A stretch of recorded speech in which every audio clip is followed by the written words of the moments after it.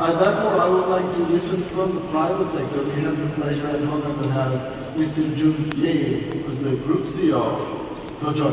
And since you are from China, with rich global business experience, you've been working as the Vice President for Intel, Apple, and Nvidia for over 25 years. And now with the investment partnership, will China continue to be the next level of opportunity for global investors? I mean, after its 40 plus years of rapid development, what are the challenges from your perspective, please? Thank you. First of all, I'm extremely excited to be this wonderful city, the city of opportunities. Actually, I'm so happy to be here. Now, talking about China's future, or whether China will continue to be the land of opportunity, I got this question actually many times since I worked for TOJOY, the largest private business acceleration platform in China. And my response is that probably yes, China will still be the engine for the world development, economic development, and certainly, there's a lot of investment opportunities in China. If you look at the past 5 years, although there's a pandemic, China still is one of the highest foreign direct investment destination, and also the rate of return from China is about 9.1%, where in other developing countries it's about 4 to 8%.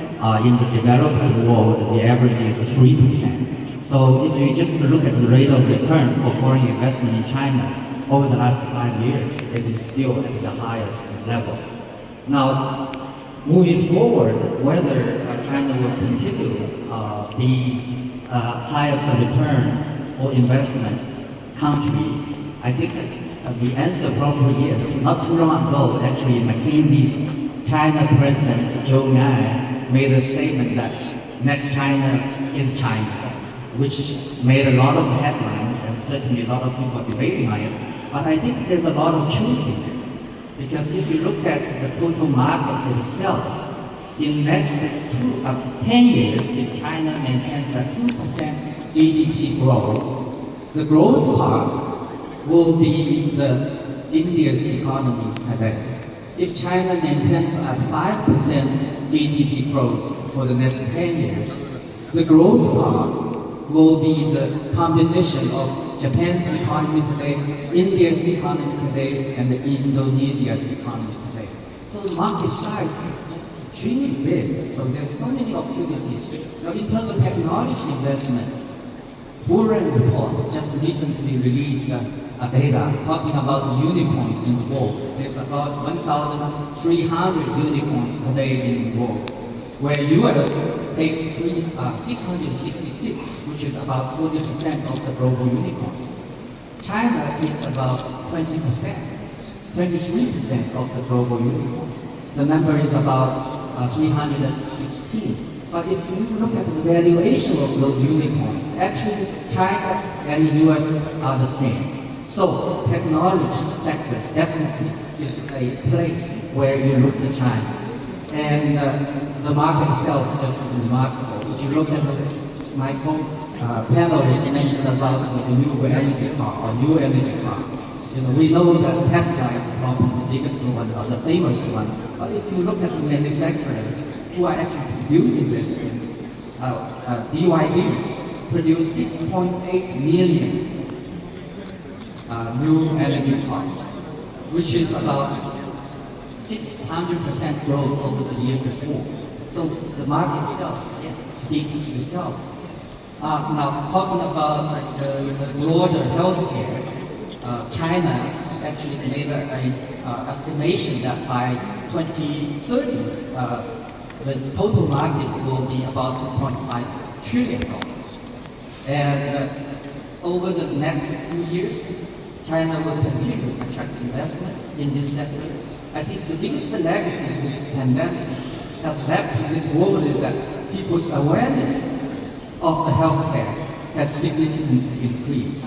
And also people's investment in this sector has increased. And the last prediction of $2.5 trillion investment actually was made in year 2016. Now with the pandemic, I think the number probably will even double. So if we talk about modern healthcare, still China is the place we probably want to look at. Now, talking about green energy, renewable energy, where sustainable development investment will be, I think China again is at the forefront of driving this low carbon emission economy. By 2030, China has made a commitment to keeping the carbon emission, and by 2060, China will be carbon neutral. How much investment will be behind this? It's about 20 trillion US dollars. Think about it. If you are investing in this area, China probably is a place you cannot ignore. Now, certainly there are challenges, a lot of challenges. There's geopolitical tensions and there's technology sanctions on China, you name it. But this is actually a stimulus for China to further to go innovate, to develop high technology, and where if you are an investor in these sectors, I would encourage that people continue to look at China for next many years to come. Earlier, I think we all talked about the investment paradigm shift due to this global changes in geopolitical situation, technology breakthrough, climate change, healthcare. These areas create a lot of opportunities. We know that, right? So we pick the right area to invest, and we know which place to go to invest. Earlier I talked about Abu Dhabi, I talked about China. Now, always, I got a question about, okay, if I made an investment in one place, how do I make sure that my business will scale? Whether there is a practical guidance from you are running China's largest private business accelerator, and what is your advice? Now, looking at my career, I worked for Intel, I worked for Apple, I worked for NVIDIA. Now, these are all big platforms, in my view. People leverage those platforms to become successful. Say, for example, Apple, right? It has tens of millions of developers around the world. These small developers, if they don't go leveraging a platform, their products, their service probably will never reach to other parts of the world.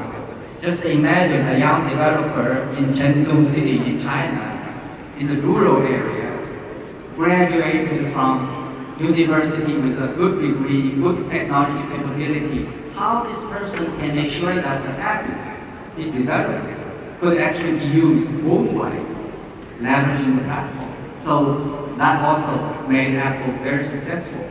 According to its most recent financial report, $80 billion actually made from this platform, while tens of millions of developers can certainly benefit as well. Now, Alibaba is another example, right? It created this platform, benefited 5 million merchants in China and around the world. These merchants leveraged the platform so their business becomes successful, can scale. Now just imagine if you invested in a company and this company wants to grow, wants to penetrate into different parts of the world. Is there a platform where you actually can connect these innovative businesses with millions of entrepreneurs, small medium enterprise owners, where they probably don't have the technology? They are eager to partner with those innovative businesses to upgrade their business. So on the one hand, you have those innovative businesses where they need the help from entrepreneurs across the globe to help them to grow. On the other hand, there are so many SME owners who don't have the technology, who want to upgrade their business, who want to see partnership.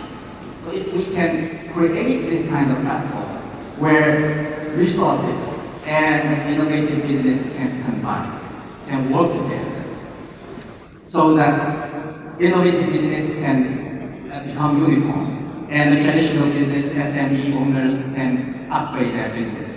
That's exactly how we are doing, TOJOY as a platform, as an engine for acceleration of innovative business. So we created this online and offline platform where we connect innovative business and we connect 0.8 million Chinese SME owners to make sure that they can work together. And that model actually has proven to be quite successful.